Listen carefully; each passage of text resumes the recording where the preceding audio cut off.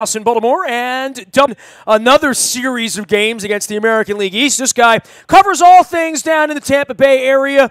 Rays related at the Tampa Bay Times. He's one of our defending champs. We talked to him, and it's usually bad news out of Tampa, Roger Mooney. But the truth here this year is, they're keeping it interesting down there in Tampa. It's been a pretty good year so far, right?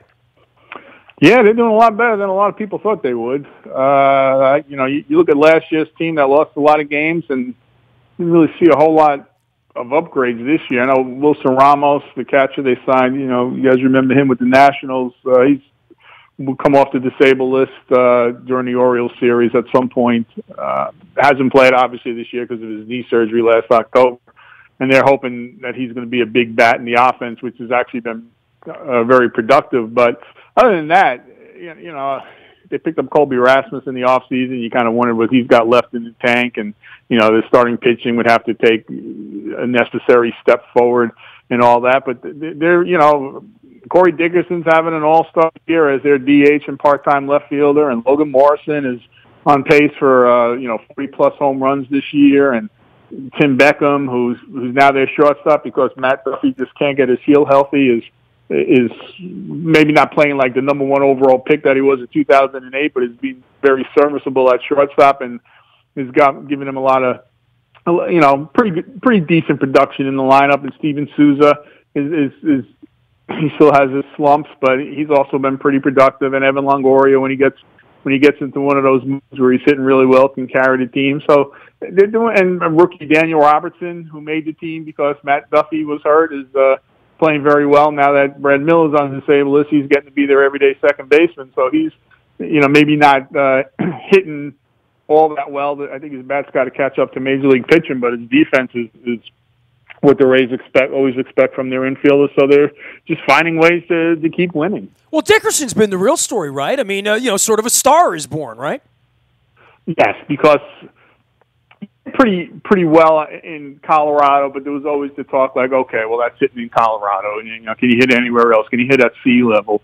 And last year he struggled a little bit, and but he had some leg injuries that were affecting him. And then this offseason he dropped 25 pounds. I don't think he's really changed too much hitting-wise, but he's hitting the ball actually to all fields. He's pretty good at hitting the ball to left field and with authority. He's on pace for 50 doubles. I mean, that sort of gets lost. Everyone sees the home runs, but I see the doubles. I see the extra base hits. I see things that aren't singles. I see walks, all of that stuff. And, and I guess look at the top of it, no one thought this team would be over 500, right? Like, it was sort of a surrender kind of season and a series of surrender kind of seasons down there, right? Well, I kind of thought it was going to be one of those. They have a lot of guys like Alex Cobb, final year of team control, so he'll be free agent after the season. Logan Morrison, 1-year contract, free agent after the season. Colby Rasmus, 1-year contract. Even Wilson Ramos, if he comes back and starts hitting well, there was thought he's on a 2-year deal, but people wondered if he came back and was hitting well and playing close to what he played last year with a team who needs a contending team who needs a catcher would want him. And people are always calling about Chris Archer and Jake Odorizzi and all that. So you kind of wondered, what team was going to be there on August 1st. But because you didn't think they'd be in contention. And, you figured the Red Sox would be the Red Sox, the Orioles would be the Orioles, and the Blue Jays would be the Blue Jays, and the Rays would be down at the bottom of the division with the Yankees. And obviously everything's been turned on its ear this year.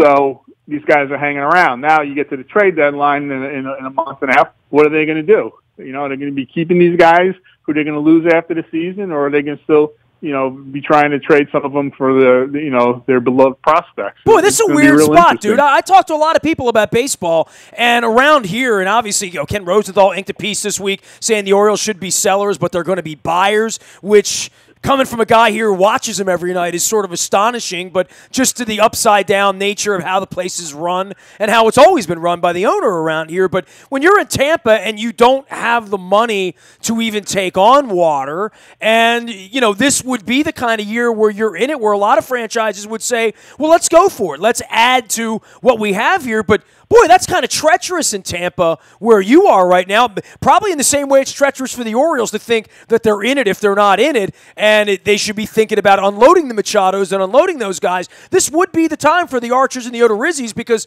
this is the kind of year that's going to get them a $60 million or $80 million contract that would see them go out the door for nothing, right? Right, and the Rays, Archer's locked up long term, but Odorizzi is in, and he's already into arbitration. And the Rays, once you hit arbitration, the chances of you getting a multi-year deal from the Rays just is usually passed. So everybody, all the guys know. I mean, James Shields knew, and David Price knew, Ben Zobrist knew that they're going to time themselves out at some point. The last year of either their sixth year of team control or whatever contract, multi-year contract they might be on. Shields was on one, Zobrist was on one. They knew that, at some point it's okay. We can't afford you anymore. Even Joe Madden got on one. Joe Madden, yeah. Well, he used a nice little opt-out clause that nobody was aware of, and he swears he didn't know of. But I think that's a little, maybe not necessarily truthful. Joe knows part, everything, anyway, right? You would think so. Smartest guy in the room, and didn't know he had an opt-out clause in his contract. That doesn't add up. But you kind of wonder that if this team was put together, that they knew they probably weren't going to be too competitive this year, and that they had some pieces that they'd be able to move at the deadline and replenish or not replenish, but add some high end or add some decent prospects to their farm system. But the league is pretty mediocre. Almost everybody's still in contention, right? Well, that's the problem, right? Everybody believes they're in contention, and to some degree, are you or are you not? I mean, Roger, do you think that they're a playoff team, that they're going to play better in the second half than they even did in the first half? I don't know. I know Ramos coming back. They're expecting him to be what he was last year, but last year he didn't have a major knee injury. Although, people I've talked to said that shouldn't really be too much of a problem hitting-wise. It may impede him a little bit behind the plate where they can't catch him every day. But that should, they think if what he did last year was an anomaly, if what he did last year is who he is, then this shouldn't be a problem. But Brad Boxberg is coming back this weekend also. So now they got a piece for, the high leverage back into the bullpen, which they've been missing this season. A lot of their struggles this year is they just have too many young arms in the bullpen, and the guys, some outings they're really good, and some outings they get lit up because, they should either be in Double A or Triple A. They're just not ready for the major league. But the Rays don't have the luxury of that because Boxberger had been hurt all season, and Cesar Daniel went on to disable us early.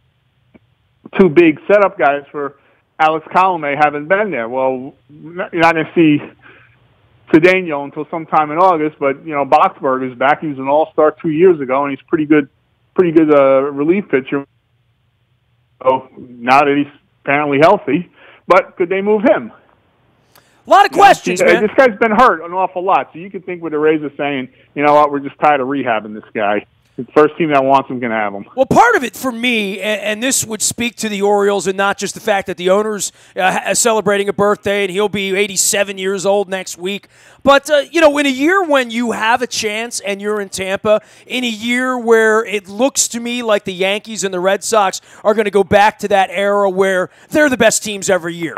They have the most money, right. They've drafted well, they've signed well, they have resources beyond what anybody else has in any normal year, and there was that little period where Tampa was abnormally good because of their scouting and their management and where they were. The Orioles were abnormally good for a few years when the Yankees and the Red Sox were down. I'm betting if Tampa doesn't stay in it this year, I don't love their chances over the next 3 or 4 years because I really like what the Yankees and the Red Sox are doing right now. And I think that's going to be very tough to compete with those teams when they're going to roll out of bed and be a 95 or 100-win team if things go to the program, because I think that's where they're going to be the next 3 years. No, that's absolutely right. So they could actually look at this year saying, hey, the Yankees, they broke a 7-game losing streak the other night against the Angels. So was that just a blip for them, or is this team ready to kind of come back to earth like everybody thought they would be? And will the Red Sox ever really put it together, although they kind of look like they are? But, in the last few years, the Orioles always just seem to find a way. Well, this year, it looks like they can't find that way, so this might be the year to catch them. So if the division is really that unsettled, maybe you say we'll hold on to these guys and we'll gamble losing some guys this offseason and not getting anything back for them for a shot at playing in the playoffs, because they're getting a little tired of hearing all about how great Joe Madden is and what he's done in Chicago, and I'm sure management would love to get to the playoffs without Joe Madden, to say, hey, it wasn't all just him. So if they feel, late July, that if they're in a playoff spot, if they have the first wild card, or they feel that they have a comfortable enough lead, or it's doable, they may decide we're going to stand pat and we're going to make a run at this thing because we want to show we can get to the playoffs without Madden. So that might impact what they do. I feel like we see you guys so much. By the way, you can follow Roger Mooney 50 at 50 out on Twitter as well as at the Tampa Bay Times as well. Archer, is it Faria? That's how it's pronounced, or Faria?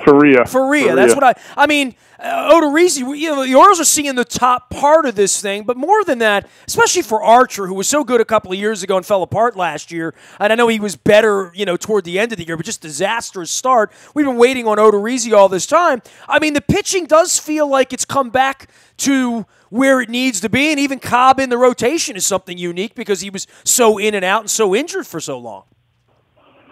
Yeah, they're starting to get the run of starts that they thought they would be getting, every time through the order, where the guys are getting into the sixth inning and maybe even some of them a little bit deeper. So, and this Faria kid, he comes up because Matt Andrees, who at the time was leading the team in victories, he was 5-1. He hurts his hamstring, goes on the 10-day DL, comes off, makes a start, thrown his first warm-up pitch in the top of the second inning, hurts his hamstring again. Not his hamstring, his groin. It turns out not to be a groin. It turns out to be a hip issue. So now he's shut down for a while. So Faria, who made the one start when Andrees was out the first time and was phenomenal, now he comes back and he beats Toronto on the road and Detroit on the road. And, he's allowed one run in each of his first three starts. He's pitched into the seventh inning in each of those starts. God, can we get some of that around here? We haven't had any of that, bro. I think everybody would take this. I think the Mets would take this. The Yankees, everybody, the Red Sox. I mean, this kid does not look like, he's going to make his fourth start again in the series against the Orioles. And you're kind of waiting, okay, when's it going to happen? When's he going to get hit around a little bit? And you thought, well, maybe the second start in Toronto, because he got rushed up pretty quick, coming from AAA, because that happened in his first start. And you thought, well, maybe the Tigers can hit pretty good. Maybe they'll get a hold of him. That didn't happen. Eventually, this kid's going to show up one day to the ballpark on a day he's supposed to pitch and pitch like a guy that is supposed to be in AAA. That even happens to experienced guys. But they have not missed. He's been their best starter the last three times through the rotation, and he's supposed to be in the next wave. I guess he is in the next wave of pitchers that are supposed to come through. Blake Snell, who started the year in the rotation and got sent down because he was awful. Now he's doing well at Durham, so he may be coming back soon. Maybe he's figured some things out. Maybe the lesson that he needed to learn about not taking things for granted, perhaps he's learned that. So now you get him back. This rotation could get a little bit better going through. I say an embarrassment of riches because, I've watched the Orioles pitching, and, look, I do this for a living. I talk to you, guys like you, every day from other places, and the last 3 weeks, every series the Orioles have played, whether it was against the Pirates, whether it's the Red Sox and the bottom of their rotation, and what's Price doing, and what's the knuckleballer doing, the Yankees have had problems with Tanaka. I mean, just look at the Orioles. Look at Gausman. Look at where Jimenez was. I mean, ERA's at 6. You got Tillman with an ERA of 8 right now, and you're complaining about Blake Snell. I looked down, his ERA wasn't even 5, and they shipped him out. Tampa is the one place that there's nobody that's lasted in this rotation 15 starts in with an ERA of 6 or 7 or 8. There's a lot of that going on around baseball. I mean, Tampa is getting more, without question, consistent starting pitching than almost anywhere when you got 3-4 guys at ERAs under 4 and making all of their starts on time. Yeah, it's, they don't really have, Alex Cobb's come back from the DL, from the Tommy John surgery. He's just now starting to find his changeup, which was his go-to pitch before he blew out his elbow. He's just starting to find that. But in the meantime, he's learned to compete with a fastball and a curveball. He's learned, which has made him a totally different pitcher now because he's got more confidence in himself. And when he knowing that, okay, if I don't have all my tools today, I can still gut my way through, through the outing, pitch deep into the game, give my team a chance to win. Now he gets that changeup back. Now he'll have 3 pitches, and man, this guy's going to be a pretty good pitcher. I could see where every GM is calling the Rays every day, looking for their pitching, saying, who do you want for Archer? Who do you want for Cobb? Who do you want for, Odorizzi, anybody? But they're not really in a position, if they're 5 games over 500 at July 31st or 8 games over, they're not going to sell, right? I mean, if if the season ends right now, they're in the thick of this thing. I mean, they're a playoff team. That's what I mean. That's the problem, because I think going into the season, I know they always talk about competing, and I know at the end of last season, the president of baseball ops, Matt Silverman, said they'd be hell-bent. That was his word, hell-bent, put it in quotes, that they were going to put together a team in the offseason that was going to compete this year. But they're always so look at the future, that you're thinking, okay, if we're in contention, we'll let it ride. But as soon as we're out of contention, these guys are gone. But, like we said, the league is kind of, it's not very strong this year, so everybody's in contention, and these guys, they've been playing well. They keep winning series, which is what they want to do. They keep taking 2 out of 3. Their problem is they can't get more than 3 games above 500. That's been their problem. And if they can break that and just make a little separation between the rest of the wild card contenders, they're only, they're going to go into this weekend series with the Orioles. They won't be more than 3.5 games out of first place. Well, at worst, they'll be 3. I mean, that's pretty good in June.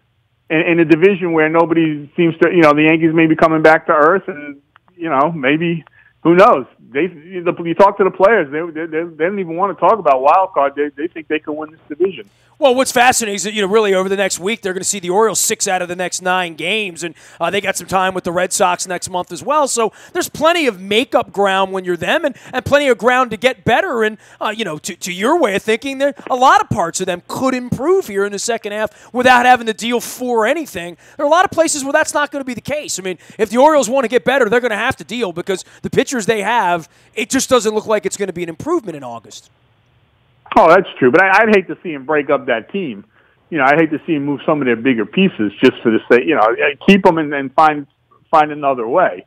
It always kind of bothers me when teams do that. When they have a good team, they've had some success, and then they hit that one year where nothing's going right. You get guys getting hurt, blah, blah, blah, and they just blow it up. It's like, well, why don't you just keep some of these guys?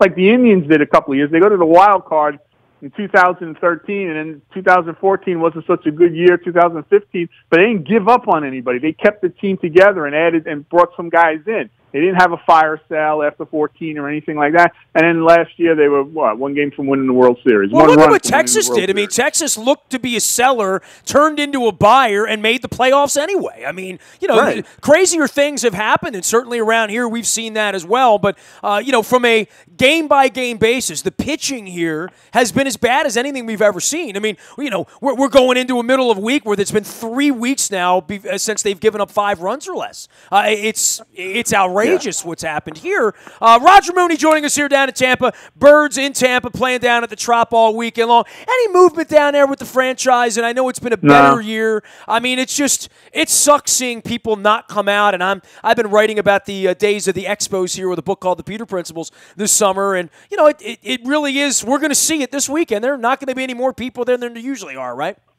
Well, they got on Saturday, it's Kevin Kiermaier's, I think it's Star Wars night, so you get the Star Wars geeks out, and it's a Kevin Kiermaier giveaway something. He's in a Jedi not a Star Wars. Yeah. He's in some sort of fighter plane or something like that. I don't know. So that'll get. I'm going to Google that because I want to know what that's all about. Yeah, when they give something away for Kiermaier, they show up. Fans they can't get enough of him. But now he's on the disabled list till at least August, probably longer, with a slight fracture in his hip because he tried to dive into first base to avoid slide into first base to avoid a collision with White Sox Jose Abreu. So now he's going to be out for a while. And the kid they called up gets hits in his first 12 games, Malik Smith, and he bunts and he steals bases, and the other day he comes running in from left field to complete a rundown and tag the Reds' Billy Hamilton out between third and home. So this kid's all over the place, and his defense isn't quite Kevin Kiermaier's, but not many people is. So, but I don't know. It's kind of tough because just when his team starts to turn the corner, or looks like they're turning the corner, and you're thinking, all right, the Rays, they're about to make a run, they'll lose 3 in a row. Because, like I said, they can't get over 3 games above 500. So they'll go into the, this series with the O's 3 games over 500. And we were talking the other day up at the Trop that, all right, now they're due. The history of this season says they're due for a losing streak because that's just the way it is. They get 3 games above 500 and they start losing.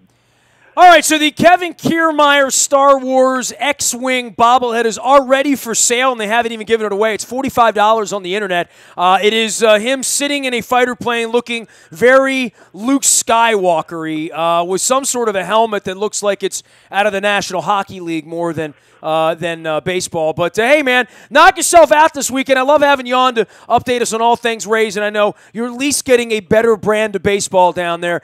Give my best to the Wild Thing, Rick Vaughn, down there. Tell him I'll miss my toes in the sand this time. But nice to see the Rays be relevant as we come in there this weekend in June, man. Yeah, it's a little bit of excitement. It's something for the fans on here to do before the Bucks start training camp, and then everybody will be focused on one Buck play. Hey, man, everybody all summer, kick and all that. Every NFL person I've talked to has talked up the Bucks this year. The Bucks and the Titans, those are the sexy teams. Then they got to get to the field in September, try to win 10 games this year. But at least it looks like they're pointing in the right direction with Dirk Cutter down there. Great to have you on, as always, Roger. We'll send everybody out to Roger Mooney 50, as well as the Tampa Bay Times, and find you out there. Thanks for coming on, man. I appreciate it. Thank you. You got it. Roger Mooney, one of the good dudes down there in the Tampa St. Pete area. You can follow his work as the Pro Sports Beat backup writer.